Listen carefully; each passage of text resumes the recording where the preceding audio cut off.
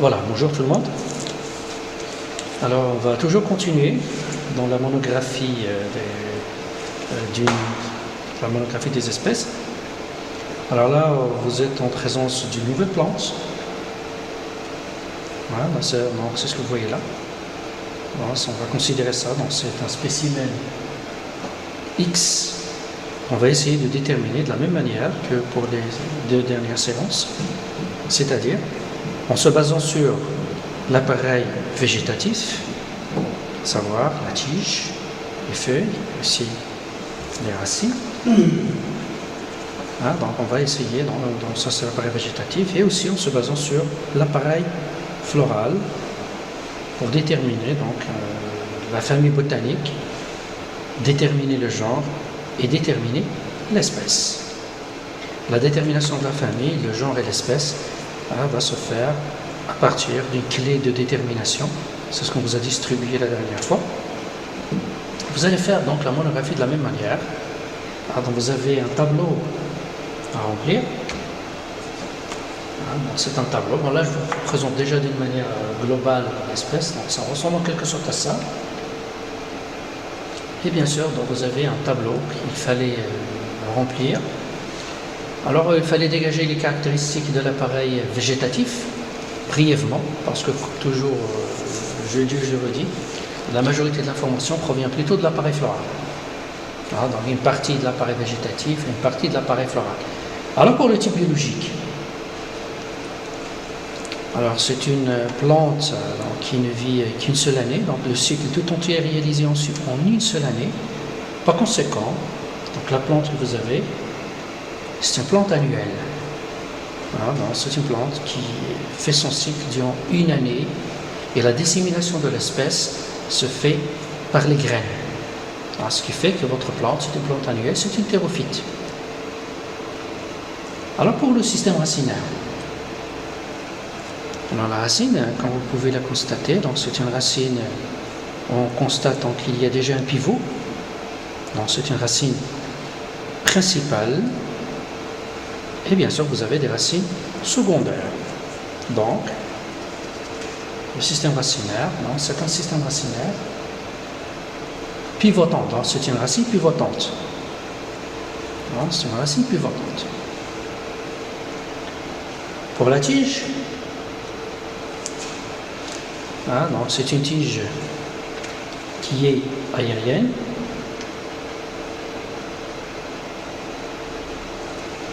C'est une tige aérienne, donc en principe, la couleur donc, elle est verte.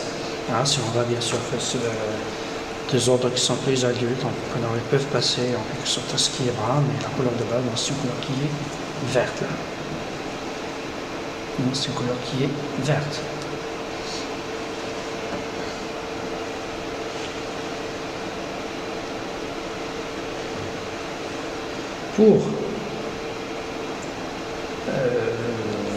C'est une herbacée, comme j'ai dit. Alors pour le porc, c'est une plante qui est dressée. Elle a un porc dressé. Donc c'est pas une plante qui est couchée. C'est pas une plante qui est grimpante. Non, c'est une plante qui est plutôt qui a un porc dressé.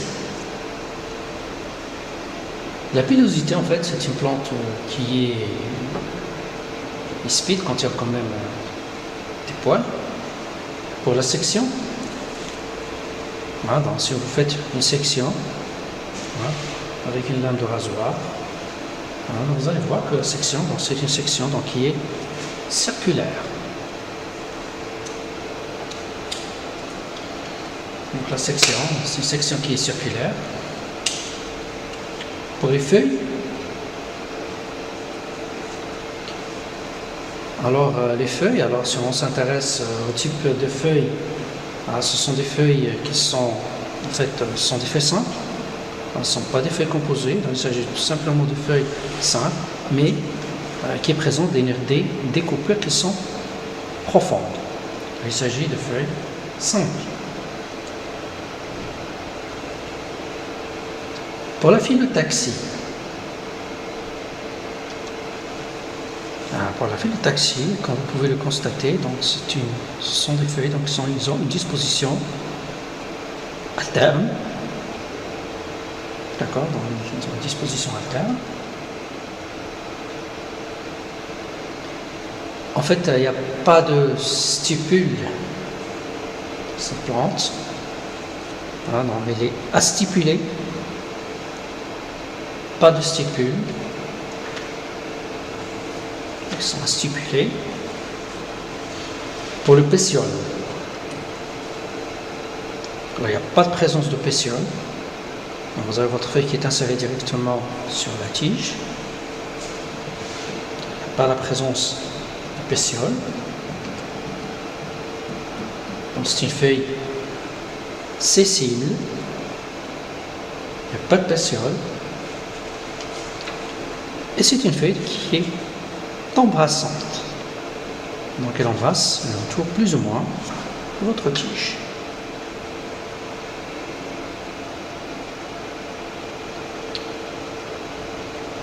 La nervation, c'est une nervation de base en principe pennée. Donc c'est pennatisséqué. En fait, la forme générale du limbe, si on considère, qu'il n'y avait pas de découpure, en fait, c'est une forme qui est lanceolée, oblanceolée.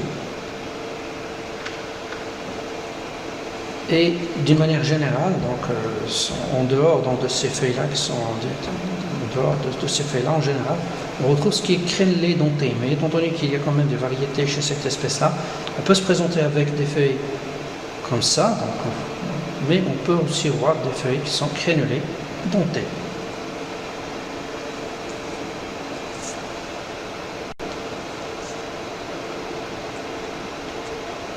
Finalement, voilà donc les différentes caractéristiques de l'appareil végétatif chez cette espèce. Donc après avoir étudié l'appareil végétatif, on entame donc l'appareil reproducteur. Cet appareil reproducteur qui est représenté ici. Cette plante par une inflorescence de type capitule, entourée par un involucre de bractées, c'est-à-dire un ensemble de bractées qui sont à disposition valvaire. Vous voyez ? Et ces bractées forment ce qu'on appelle un involucre. Alors pour les fleurs de cette inflorescence, il y a deux types de fleurs, comme vous remarquez. Les fleurs périphériques, qui sont des fleurs jaunes, avec 3 pièces comme vous remarquez ici, 3 pièces soudées entre elles, par des zones de soudure. Donc ces 3 pièces représentent des pétales. C'est des 3 pétales, donc 3 pétales soudés en une fleur zygomorphe. C'est-à-dire,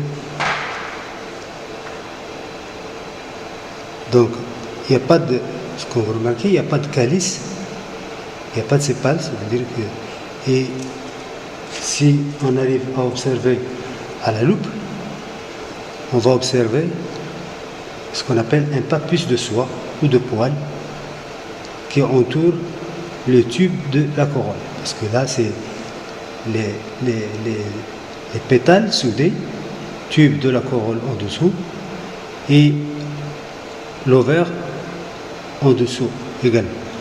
Donc c'est une fleur unisexuée, donc il faut voir ça sur la loupe, sous la loupe, unisexuée avec 2 stigmates qui apparaissent clairement ici à ce niveau-là.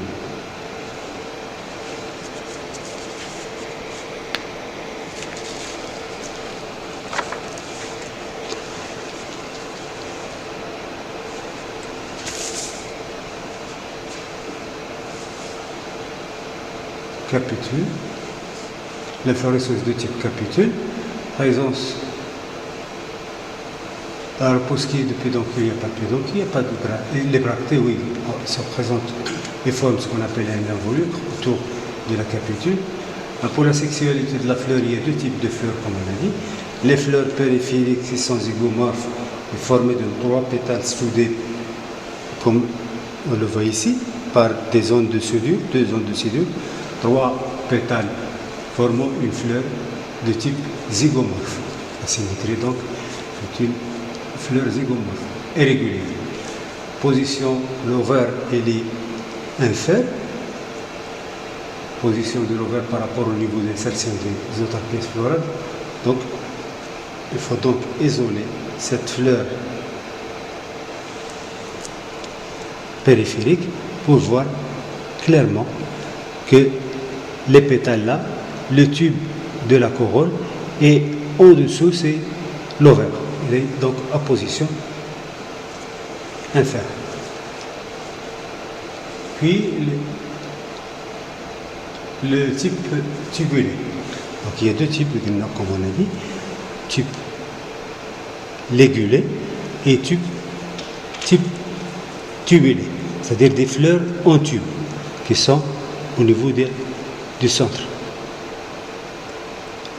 Donc si on arrive à arracher un, on va voir donc que ce sont des fleurs en tube.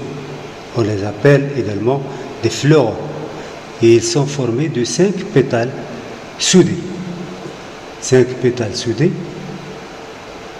C'est à la loupe, donc elles apparaissent clairement. 5 pétales soudés. Donc ces 5 pétales soudés forment ce qu'on appelle une fleur en tube, à symétrie axiale, c'est-à-dire fleur régulière, et l'ovaire est toujours inférieur.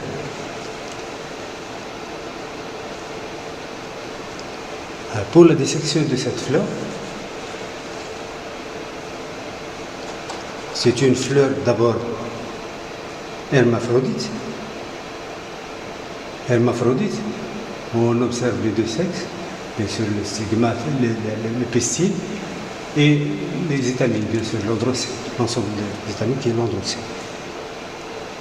Donc, si on arrive à faire une coupe longitudinale d'abord au niveau de cette fleur, en tube, on va observer donc que ces étamines, les étamines sont soudées au niveau des antennes, ce qu'on appelle androcée synanthère, alors que les filets sont libres, mais ils sont soudés aux pétales.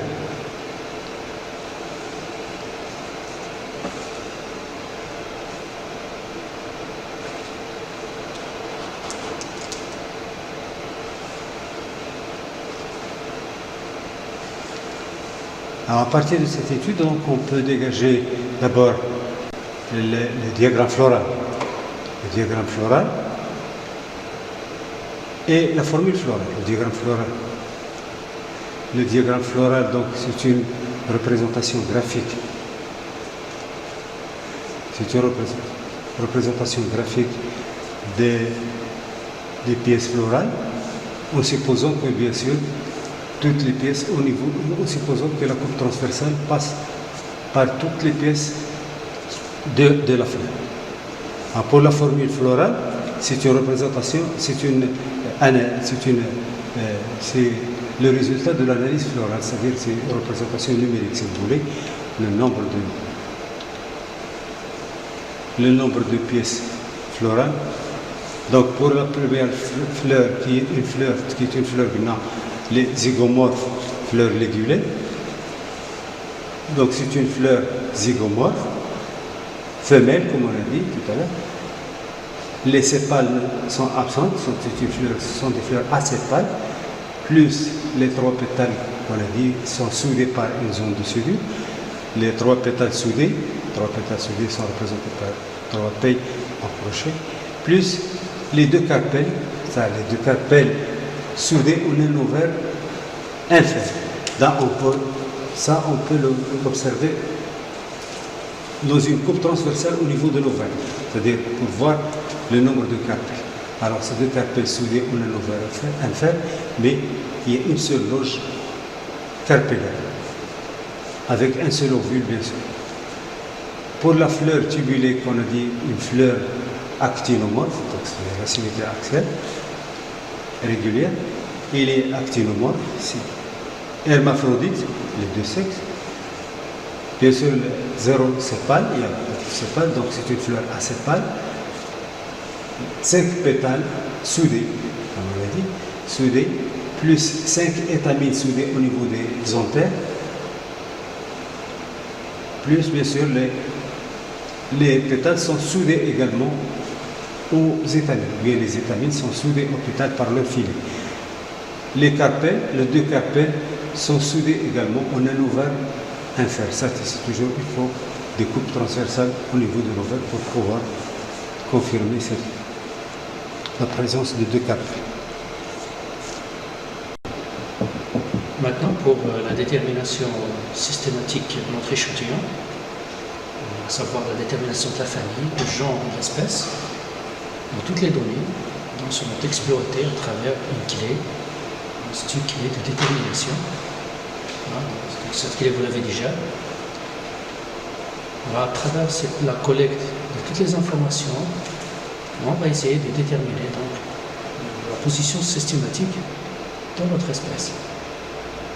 Alors on commence déjà, c'est une clé dichotomique, vous avez toujours 2 choix. Donc, premier choix, plante sans fleurs, c'est rouge, c'est pas notre cas. Imprime, plante se reproduisant par des graines, oui, c'est le bon choix, c'est vert. On va aller à 2. 2, vous avez 2 choix. Arbrisseau, liane, un rameau articulé à fil, c'est-à-dire pas de feuilles rudimentaires. C'est pas ce cas-là.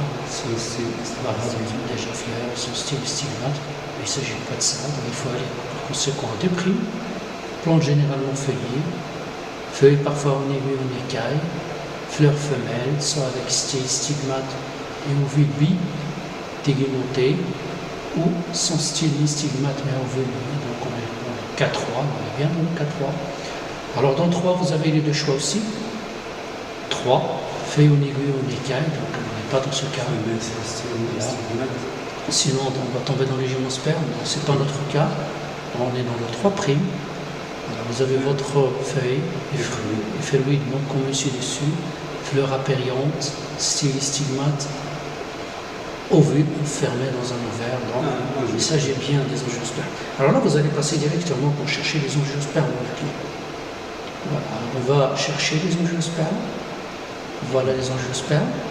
Alors chez les angiospermes, nous avons un plante herbacée ou ligneuse, feuilles, innervation de base pennée, fleurs, tétramère rarement, pentamère, rarement trimère, avec périanthe normalement différenciée en calice ou corolle, graines à 2 cotylédons. Donc là, on est bien dans le cas des dicotylédons. Alors là, on va chercher les dicotylédons, ce qu'on appelle aussi les manuelidés. Vous avez les dicotylédons, fleurs sans pétales. Donc, on n'est pas dans la série. Alors, il faut aller dans imprime. Voilà, fleurs apériantes, double avec un calice et une corolle. Si. Là. Si. Apériante, double, oui, mais il y a quand même des vestiges. Il y a quand même calice se forme de poils. On va aller au des 2. poils, pas plus. Des poils, se forme de poils. Elle l'interprète comme un calice rudimentaire. Alors, voilà, donc, on va aller dans le 2. Alors, le 2, corolle dialipétale. Alors, nous, on n'a pas une corolle dialipétale pour les 2 fleurs. Alors, ils sont soudés, donc on est dans la corolle diamopétale, donc il faut aller dans le 4. Alors, donc, voilà, dans le 4, vous avez le choix. L'ovaire super, donc il faut aller dans l'infère. Alors, l'ovaire infère, il va vous renvoyer à la série 5. Alors, on cherche la série 5. Alors, on va aller à la série 5. Alors, dans la série 5, capitule. Inflorescence, capitule, pseudo-capitule. Oui, donc on est dans le 2. Alors, dans le 2, vous avez androcée à 5 étamines synentérées. Ouais, d'accord. Bon, c'est le cas que nous avons pour les fleurs centrales. Les fleurs centrales. Voilà, donc synentérées, donc ça va vous conduire vers la famille des astéracées. Alors, à ce stade-là, on a déterminé la famille, c'est la famille des astéracées. Alors, on cherche la famille des astéracées. Alors, les familles sont classées par ordre alphabétique. C'est facile de les chercher. A. Voilà, A. Donc, l'astéracée, S. Astéracée, voilà. Voilà notre famille des astéracées, qu'on appelait aussi la famille des composés. Alors là aussi, voilà, alors là vous avez les caractéristiques généraux de cette famille. herbes annuelles vivaces, aussi arbrisseaux, fleurs alternes, oui, radiales, rarement posées, simples, astipulées, c'est ce qu'on a vu tout à l'heure. Ils Peuvent être succulents, c'est-à-dire charnus, nus, réduites à des écailles, inflorescence de base capitule, à fleurs unisexuelles hermaphrodites, actinomorphes ou zygomorphes, c'est le cas de fleurs réguliers, etc.